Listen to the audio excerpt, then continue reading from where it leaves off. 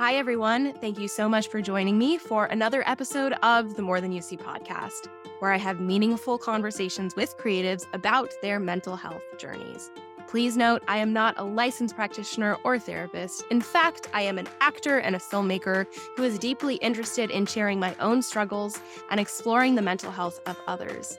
My hope is that these conversations bring you some joy, some personal understanding, and some tools so that you can build your own mental health toolkit. Hi, everyone. Welcome back. I am so excited about our guest today, Laverne McKinnon, who is multifaceted, a multi-hyphenate in a completely new and interesting way. Laverne is a writer. She is a former development executive. She is also a creative producer, but she is also what she calls a grief doula. And basically, what she does is she helps people process their grief around a very specific topic. That topic is job loss, or when you have something that has been taken away from you, specifically related to your career, to your passion, to your job. Laverne talks a lot in this episode about the fact that there is not a lot of support for when you lose a job or have a huge momentous change in your career. There's a lot of literature and support out there for losing a pet, losing a family member, having a marriage end, or some other kind of relationship, but there is not a lot of support for these other massive changes in our lives. And so that is what she really focuses on. We have a really interesting conversation around feminism and the role of women in the entertainment industry, the ways that our voices have not been heard, and the way that that is slowly beginning to change. And of course, we get very deep into conversations around her job as a grief doula, as a career coach, what she does in order to help people process the day-to-day experiences that we have when it comes to losing something that is important to us. I would also like to note that we are recording this while the SAG-AFTRA and WGA strike is still happening. So any mention of any specific show has been bleeped out. If you would like to learn more about what exactly we're talking about, or to dive into Laverne's specific credentials or past credits, you can go to her IMDb or to her website, both of which are linked in the show notes. And without further ado, here is my conversation with Laverne McKinnon. Hi, Laverne. Thank you so much for being here today. Oh, I'm so excited for this conversation. I've really been looking forward to it. Thank you. So, how are you doing? How are you feeling? Oh, at this moment, I'm feeling, I guess, sort of anticipatory, and I also, for full disclosure, I just had an ice cream sandwich, so I think like sugar is also starting to course through my body. That's amazing. Well, thank you for answering that question in a truthful way, because one of the things that I'm trying to focus on this season is really having people speak their truth. And so if, we often, when we get asked how are you doing, we often give one word answers. And so I've been encouraging my guests to give me more, how are you actually doing? So I appreciate that you answered that right from the get-go. And I think that speaks to who you are and what you do, which is that you are both a creative as far as a showrunner and all that stuff. And I'm excited to talk to you about that. But you are also a career coach. And so I think that you probably are accustomed to getting to the root of something and then not allowing people to, not lean into who they are 100%. Would you say that would be accurate? I so appreciate that, and yeah, I do like to get underneath the surface as quickly as possible, and I am a producer. I'm a creative producer. I'm not a showrunner. Okay. I write in terms of my blog and other, guest posts and things like that, but I'm not a screenwriter. And Okay. I have great admiration for screenwriters and writers, and I stand 100% with the guild. Yeah, absolutely. And so I would love to hear more about, what that creative journey has been like for you, because I think that as creatives, we have a special obligation to sharing our voice in the wider community, and often sharing our the truthful side of our voices and not just sugarcoating and glossing over things. And so I'm curious, how you got started as a creative, what your journey has been like as far as the ups and downs, and how you're feeling right now. Like if you aren't a showrunner, but I believe Lynn Chen, who introduced us, who is on, I believe, the second season of the podcast, and I will link to that in the show notes, her episode. Um, but she mentioned that you're developing some shows. Is that with her or just with other people? So, yeah. So, in addition to being a career and grief recovery coach, I'm also a film and television producer, and I have a company with Kay Cannon, who directed the movie and wrote and directed. We actually met on a when I was working for a company called Denver and Delilah, and I'd found this book called Girl Boss, and invited Kay in to talk about the book, and we just completely hit it off, and so we developed that show and sold it to Netflix. And it was during Mm, the process of making that series that we really fell in love with each other and decided to create this company. It has the very original name of K and L Production. I love that. I'm a huge fan of her work and I loved that show. So I'm sorry that it only lasted one season, I believe. Good memory. Yeah, we had the unfortunate honor of being one of the first shows to be canceled by Netflix. We weren't the very first, but we were definitely part of that first wave, and so that was really, really sad and crushing. And I still get emails or DMs from people who are like, "Is it possible for there to be another season?" And I Right. wish that we could continue that story because I feel like really represented for me, and I think for Kate to a certain degree as well, something that is a big part of my creative journey, which is just making a lot of mistakes and failures. And Sophia Amorosa was inspired by her real life story. And I was drawn to it because she was so forthcoming in her book about just the confusion and feeling lost and angry and upset, but also, trying to find her way. And I think I'm going to go on a little bit of a soapbox here that I think as women, and this is certainly my experience growing up and also into my adulthood in the early part of my career as well, is that as women, there are social constructs about how we're supposed to show up Mhm. in the world. And there isn't a lot of permission for us to have any other colors besides being happy and uh, just compatible. And Right. so and so I feel like I've always loved to tell stories of underdogs, marginalized communities, and especially of women so that we could see women on screen giving permission for audiences and specifically female audiences to be able to have a whole wide range of emotions and experiences. Yeah, absolutely. So, I mean, the I feel like this summer is like the summer of female empowerment, which is awesome.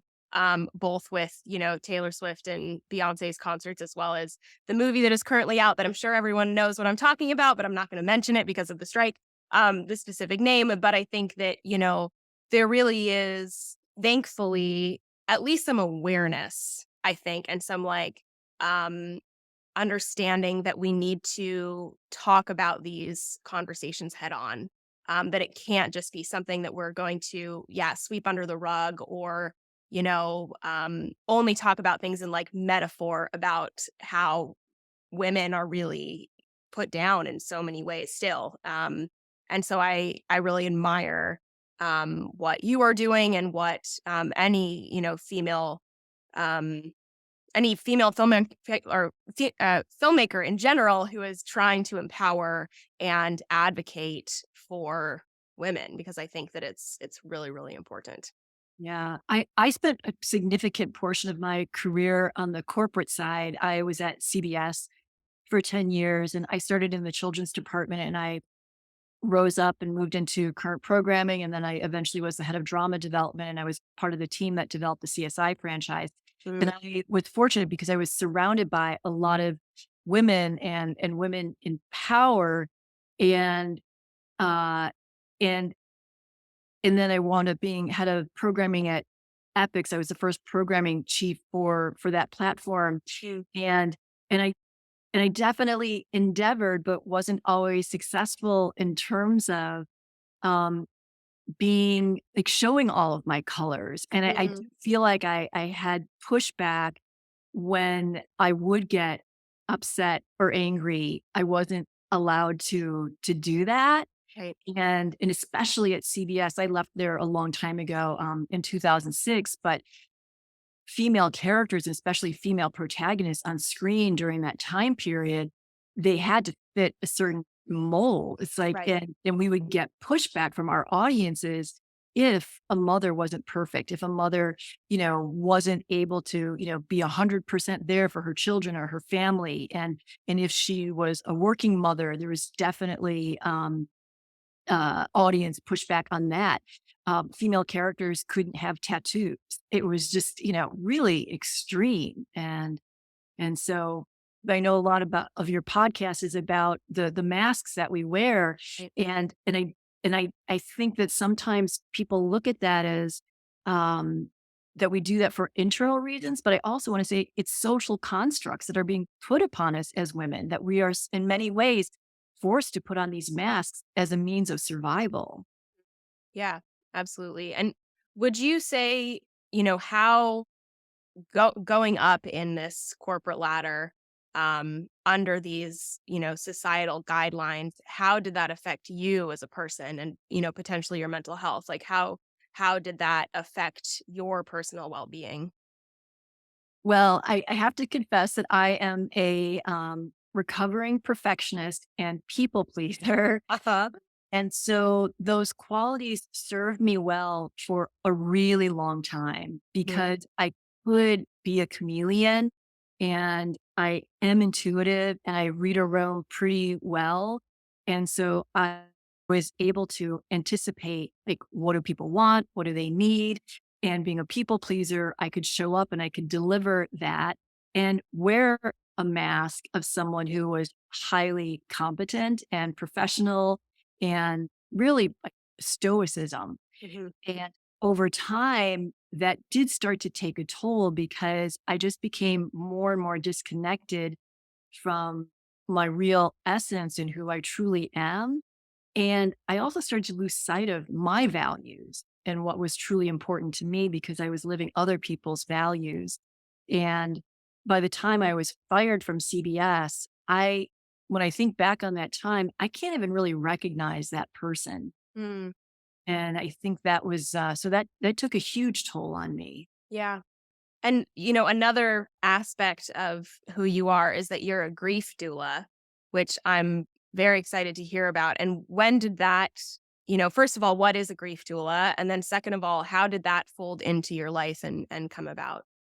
Well, it was directly related to being fired from CBS because my identity was so tied up with that mask that I was wearing and the job title and all of the perks and benefits that went along with it. And, and part of that was also this perception of like I was in a position of power, but I wasn't powerful. The role was powerful, but Right. I conflated the two. And so when I was fired, the rug had been pulled out from underneath me and I really lost my identity. My father was dying and then passed away at the same time. My marriage was in disarray. My husband and I had adopted our eldest daughter 9 months prior to me being fired. And so everything just blew up. Mhm. And I didn't understand why I couldn't rebound, why I wasn't able to just hop back on the horse and just get going, going, going. And then it was several years later that I learned about a concept called disenfranchised grief, which is it's a term coined by a bereavement expert, Kenneth Doka, in 1989, and it describes any type of grief that's not openly acknowledged, socially validated, or publicly mourned. And job loss or loss in the professional realm definitely falls under that disenfranchised grief banner. And I realized that I was grieving and I Mm, didn't know it, and I didn't have permission to mourn because in the entertainment industry, there's a real culture of not talking about failures, not talking about mistakes, not talking about face plants, because then you'll be perceived as someone that, oh, I don't want to be associated with this person. I only want to be associated with winners. And that like might right. push off on me. And in what I'm going off on a little bit of a tangent here, but the best creative comes from taking risks. Hmm. Take risks when we're connected with our resiliency. And unprocessed failure Hmm. leads to a loss of resiliency. Yeah, totally. And so I've really seen in the entertainment industry and marketplace that we have lost our resiliency as creators because we're not allowed to grieve our losses. That's amazing. Okay, so I want us to actually like step through that because that's going to be so helpful, I think, for the listeners. But first of all, how does someone recognize that they have that unprocessed grief? Yeah.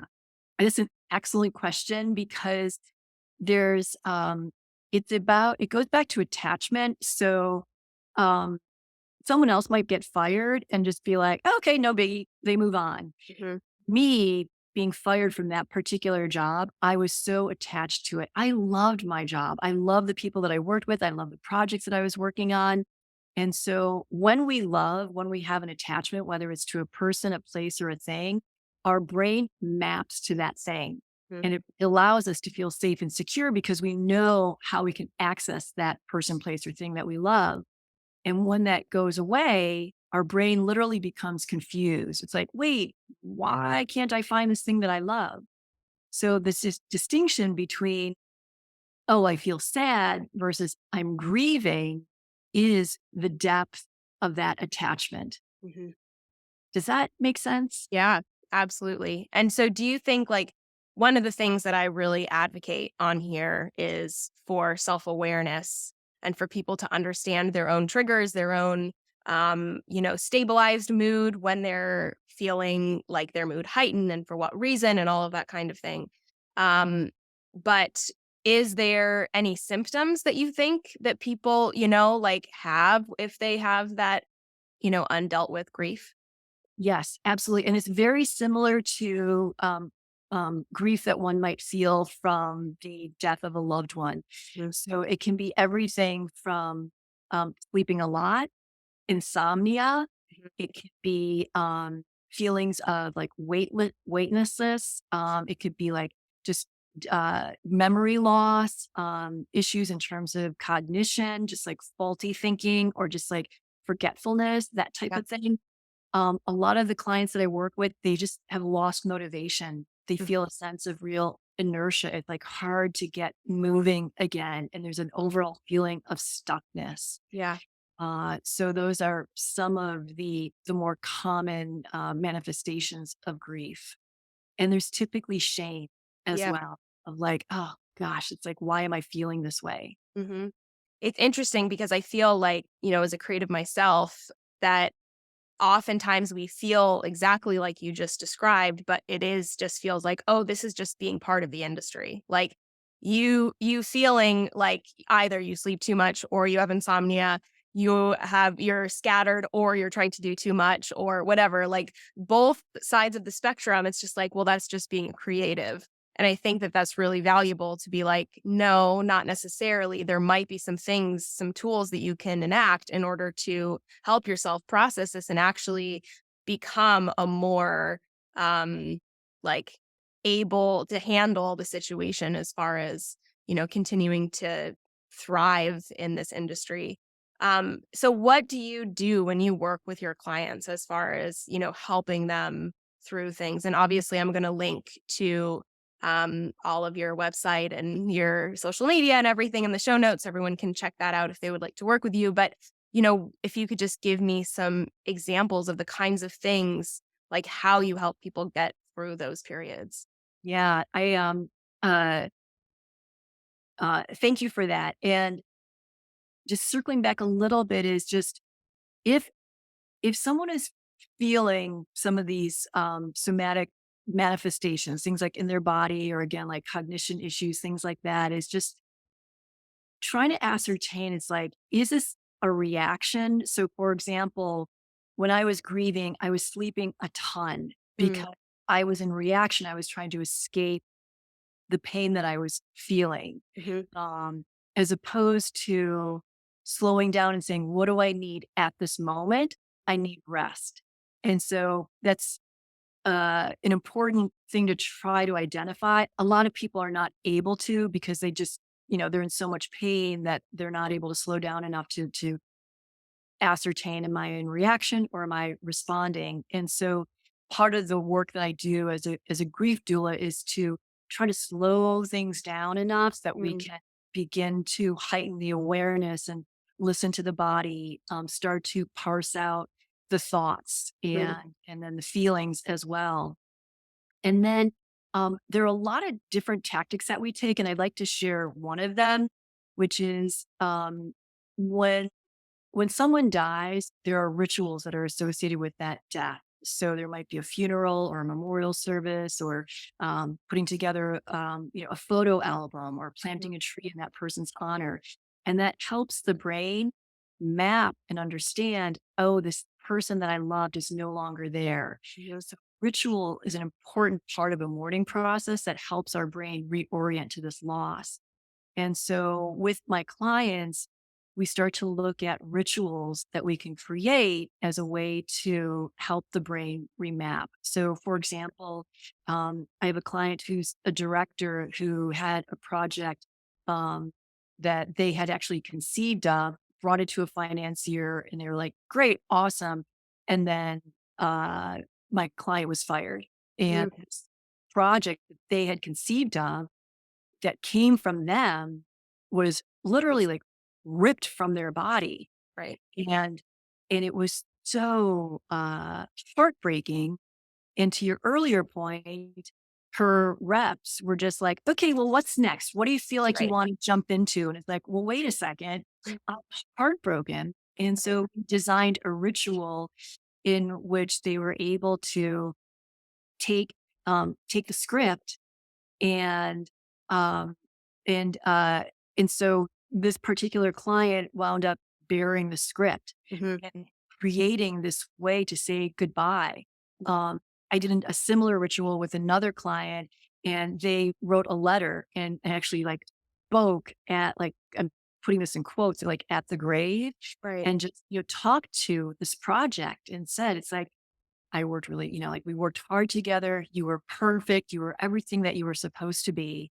And I'm so sorry that you are not meeting your full potential. I'm releasing you to rest in peace. Mhm. And so, depending on the client and where they're at, we look to really create these rituals to honor and to let their sadness, their grief be validated and witnessed and Yeah. publicly acknowledged. That's really interesting. I mean, it's exactly like what you do in therapy if you're talking to like your like doing inner child work, where it's Yeah. like, releasing whatever, if you feel like you have a sense of abandonment because of something that happened in your childhood. And I know that's something I've worked on with my therapist and with shamans and with all sorts of people where it's like, okay, we're putting little Deborah over here and talking to her and then being like, it's okay, you don't have to worry about me anymore. And it works. Like the levity that you feel after, doing that process, especially several times. I think that some people, if you've never done it before, it may seem silly, but it really is like transformational. It truly, I agree. Um, like for some people, it's uh, like in therapy or in coaching, talking through things is a really powerful tool. Sure. What I've discovered is that's not for everybody. And so sometimes it's like it's writing exercise, journal prompts, and that kinesthetic experience, something that's visceral and tangible, is so, so powerful. Yeah. And I do believe that grief lives in our bodies. And so doing something that has a somatic element, release it. The hard truth is that um, grief will always be with you. Right. I use an analogy of a broken bone where let's say you break your arm and you don't have a mourning process but you're sort of able to function. There might be pain, there might be discomfort, and it sort of heals and but you don't quite have full range of motion. The mourning process allows for the broken bone to be healed. Mm. And so you can regain typically full range of motion. Right. Decades later, someone could x-ray your arm and they're going to say, "Oh, Deborah, did you break your arm?" Hmm. That it will always be there. Right. And then sometimes, like for me, like I have a shoulder injury, there'll be a storm and I'll be like, "Oh gosh, I can like my arm feels achy." Hmm. And also with grief, that things can happen at various times where the grief is reawakened, and Right. that's normal. Yeah. And so do you work specifically with people, like, is your focus really career related grief, or do you do if someone, lost a pet, lost a family member, something like goes through a divorce, all of those things I've experienced recently actually. So it's like, how do you focus on something? I do my specialty really is in the career or the professional realm because um I honestly I don't know anyone else who does what I do. Yeah, it's incredible. Yeah, it's pretty unique and there's not a lot of literature or research out there as well. And while grief in the professional realm is mentioned in academia and in books and things like that, there isn't anything that's specifically about that. And I do feel like there are just extraordinary therapists and coaches who can work with pet loss or divorce or even moving is another big disenfranchised grief. I mean, there's so many different categories of it, even like changing religions, Hmm. Hmm. um, uh, family members, or loved ones, or people close to you who may go through like gender reassignment. There are just like all different types of grief that just have not gone acknowledged. Yeah. That's so important to recognize the fact that, like, whenever we go through a life transition of any kind, there is a sense of grief that we feel, and yet it is not focused on in our society that we should pay attention to those aspects of grief, because I think it's like, well, everyone experiences those things. Everyone moves, everyone whatever, but like you may not get divorced. You may not lose a pet. And so I think that that's so important to recognize that, like, all of those little minute or big changes in our lives, it makes sense that we should recognize that there is grief involved. And I want to, go back to what you said before as far as the, brain synapses and the fact that, like, our brain wiring, this is about habits. I have an episode about habits and about how the reason it's so hard to break a habit is obviously because the synapses of the brain are like, it's like a highway. Everything in our brain is like a highway and all the cars are going on a specific highway. And if you are trying to break that highway and create a new road, it's really difficult for the brain because there's literally a physical highway in the brain as far as like where things are going to go. And so it makes sense that if the car jumped off that highway and is now someplace else, that it does take some time in order to actually process that and then build a path forward.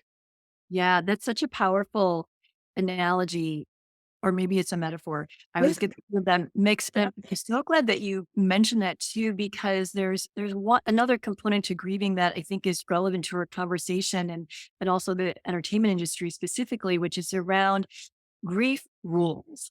Mhm. And there are typically expectations about like, how someone grieves, how long they grieve, when they grieve, how they express their grief.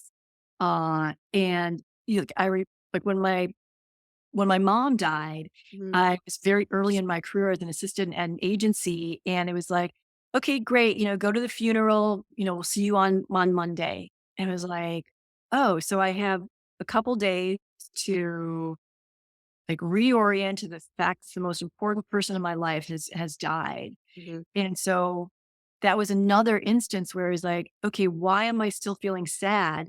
Mhm. Because we had the funeral, I had the weekend. It's like I should be bouncing back. Mhm. And then specific to professional losses within the entertainment industry, and again, you referenced this earlier, which is like just like, let's keep moving forward. And so there are the rules around grief within the entertainment industry are you're not allowed to have that Mhm. because if you don't have a thick enough skin, then you don't belong Right. and you should get out because that's just what's going to happen. It's like you're going to get passes. You're not going to be hired. You're never going to hear back. That's just normal. Yeah. And it's like, oh my gosh, it's like, or, you can have like a pity party or a conversation with someone, but it's like, okay, then let's get back to it. Right. Yeah. I have a lot of listeners, obviously, that are in the entertainment industry, but also a lot that are not. And I think that, one of the reasons why this season in particular, I'm really trying to focus on bringing creatives to talk about their experience, because I think that we have a heightened sense of or we live a heightened life of what other people experience. And that's why, us processing what we're going through either on screen as an actor or as a writer, or, however we're bringing our storytelling to life. But I think that, everyone experiences losing a job, or, trying to get a job and not getting that interview, not, having a rejection from a partner, any of those kinds of things.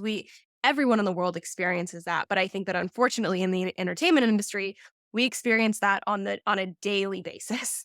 And Yeah.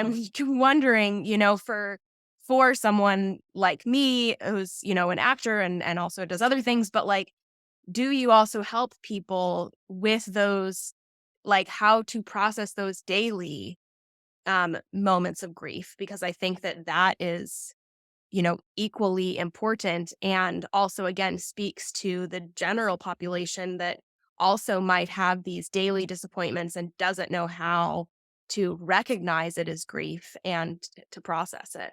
Yeah. Again, another really great question. And my answer might sound simple Hmm. and it's not easy, which is one of my favorite expressions, which I also hate at the same time, is that what we resist persists.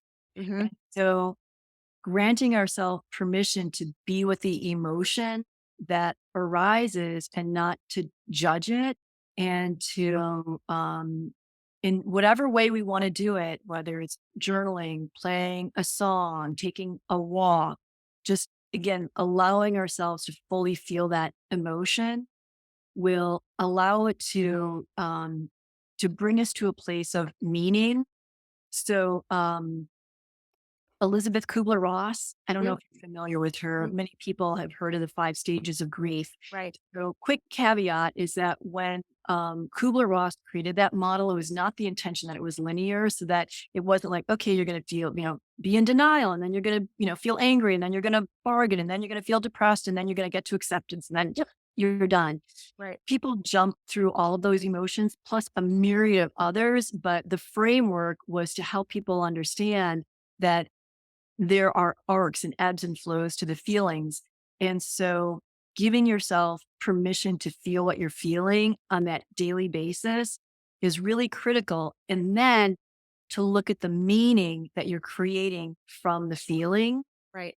And so, for example, when I felt crushed that a project that I was working on as a producer, and I wasn't the writer, I wasn't the director. And so I had judgment of like, wait, I shouldn't be feeling so crushed because it's not like it was quote unquote my baby. Right. And so that's a form of disenfranchised grief. And so I was judging my sadness, and the meaning that I was creating around that sadness is like that there's something wrong with me because it wasn't like my creation. Right. And so that meaning was not helpful at all. And so we want to look at the meaning that's being created from the feelings that you're having. And then the next step, and I just want to mention David Kessler wrote a really great book. He worked with Elizabeth Kubler-Ross, and he writes about the 6th stage of grief, which is meaning making. And so I just Mm, want to mention that interesting. as a potential book for people to read. Um, I like to advocate that there's another step, which is about taking agency. So you feel your feelings, Mhm. figure out what the meaning is, and we want to be able to unpack that enough so that you can create a meaning that's helpful, not hurtful. So me saying that I didn't deserve to feel heartbroken or crushed, that was clearly not helpful. In Right. retrospect, now it's like I'm able to say, I am crushed, I am sad because I had an emotional attachment to that project moving forward. And so I am able to find ways to take agency from the beauty of, I love something. I got to experience that love.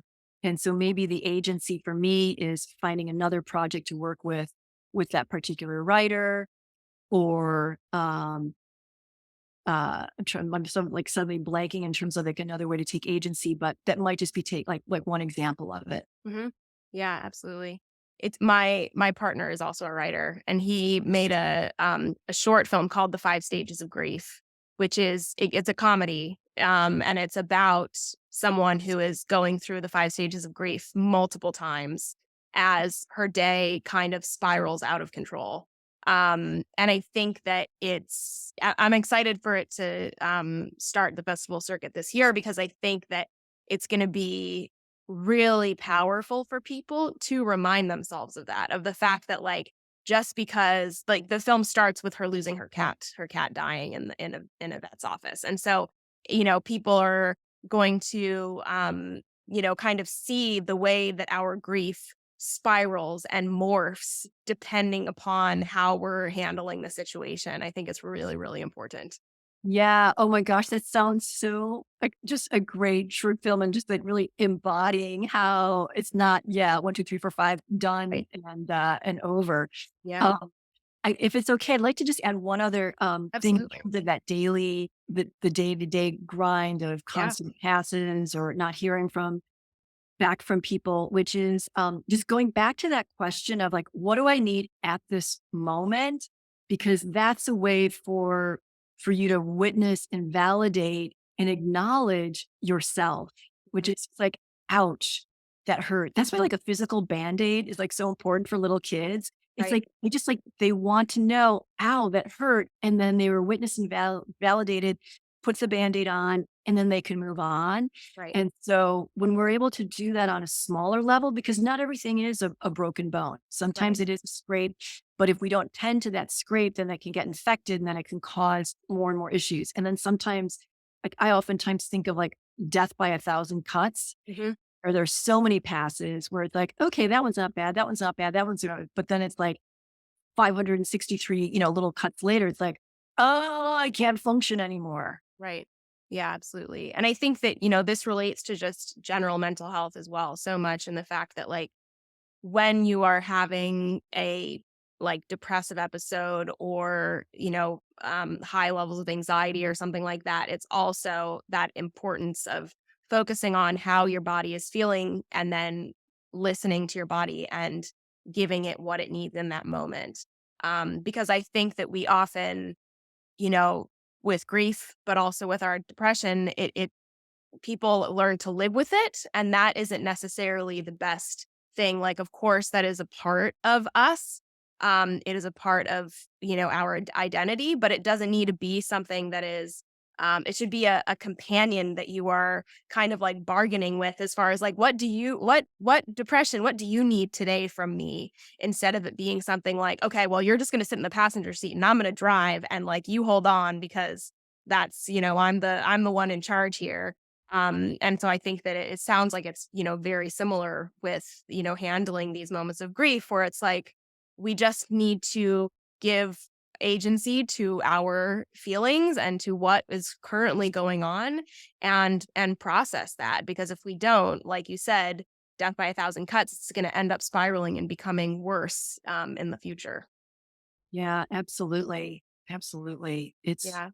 That's yeah. awesome. So how, with all of this past work that you've done, what are your um goals for the future, as far as, helping, because I think that one of the benefits of the strike that's going on is that people are actually really stepping into their power and understanding that their worth, and saying, like, we as creatives have a very important voice and an important part of society. We're not just going to go without being heard. And so I'm curious if you specifically have a focus or a goal for how you continue to empower creatives, and for yourself as well, as a filmmaker. Yeah. I'm gonna answer that question in two buckets. Like I feel so fortunate. I love my life. I have an incredible family. I love my business partner, Kay Cannon, and I love my coaching business, and I really get to use my coach training as a producer, and it's made me a better producer. And so I'm I'm I'm so looking forward to the strike being over and for us to be able to, move forward on our projects. Um, and during the, not just during this strike period, but it's really crystallized during the strike period of how, just how positively impactful coach is. And I think that just a lot of new clients have come to me because they've been struggling and feeling stuck, and they've been grieving.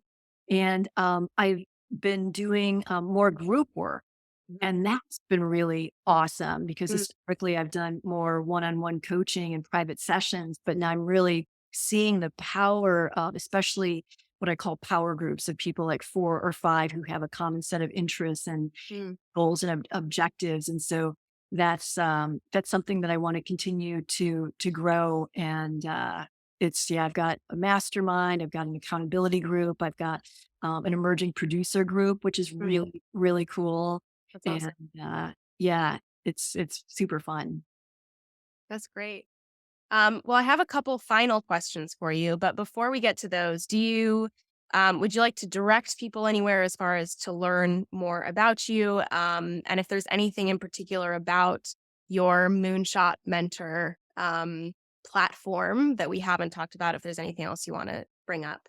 Oh, thank you so much for the invitation. I definitely want to invite your listeners to, if they're on Substack, to subscribe to my Substack. I produce a blog once a week, and it has just a lot of great information related to overcoming career setbacks, and just a lot of great tools and stories. About at least like once a month, I write something about grief. And Yeah, it's just it's if I have to say so myself, I think it's a powerful, like, resource to have.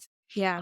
And then, my website, which is just lavernemckinnon.com, I've got a quiz on there, which is super fun to help people really identify, it's like, what's your resiliency strength? Mm. And because all of us have different strengths, and so the quiz provides like really specific, custom designed resources that go hand in hand with each person's resiliency strengths. So that's available on the website. So I'll just mention those two Awesome. things. Awesome. And for anyone who is not in the industry, I do subscribe to your Substack, and it's fantastic and also 100% applies to someone who is not in the entertainment industry. So I think that, anyone would get a lot of value from what you are producing. So thank you for doing that. Um, so my final two questions, the first one is, we talked about masks that you brought up, and that is a big part of why I created this organization in particular, is because we have these masks, especially as creatives.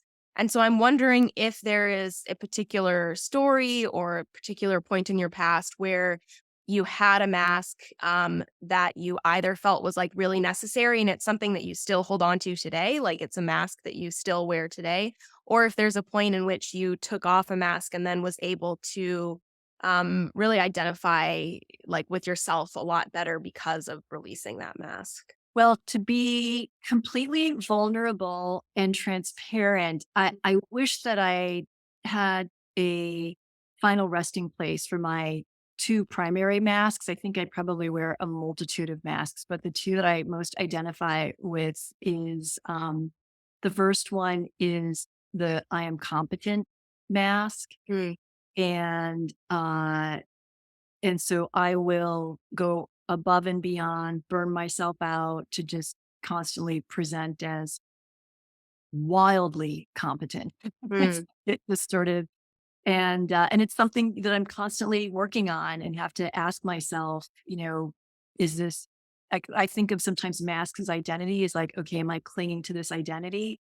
And then the other mask, which goes sort of hand in hand with my people pleasing, is the mask of niceness. Mm.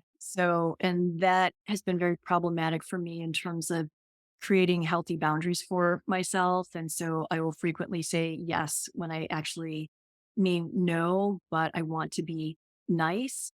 And so I've definitely developed the muscle of being able to slow things down for myself enough to really question what's motivating me, and am I my authentic self or am I wearing the mask? Yeah, absolutely.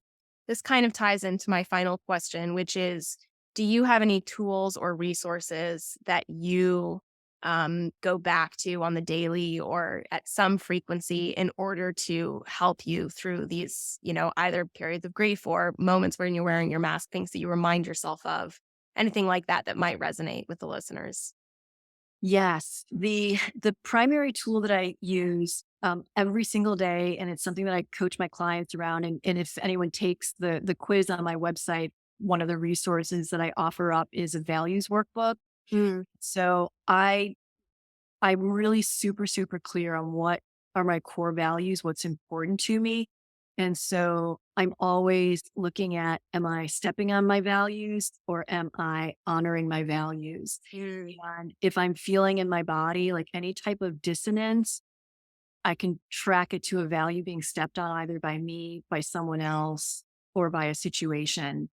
And then that allows me to have clarity of like, okay, I need to course correct, or I need to have a conversation, or I need to remove myself from the situation. mm.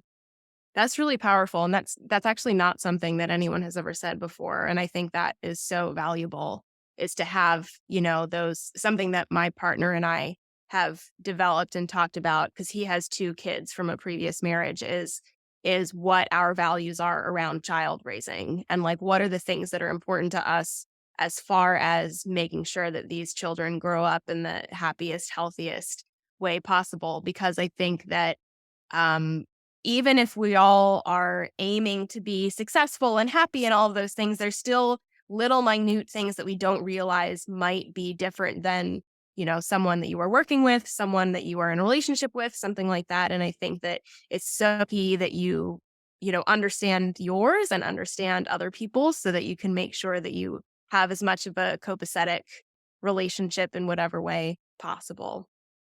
So, Oh, that's really, really interesting. That's a perfect example of a great use of values. yeah, absolutely. Well, thank you so much, Laverne, for being here. I really appreciate it. I think everyone's going to really love listening to your journey and all of the resources that you offered.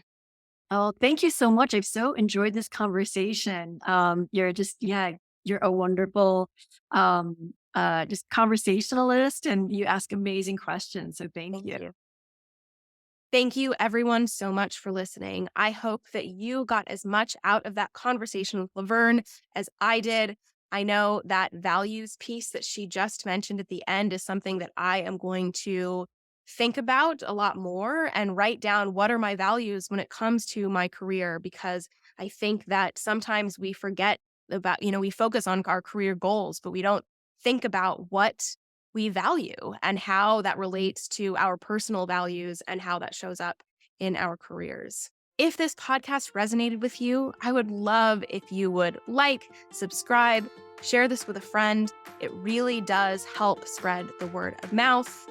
And please, until we talk next time, be kind to yourself and remember that you and everyone around you is more than you see. Thank you so much for listening, and I will see you next week.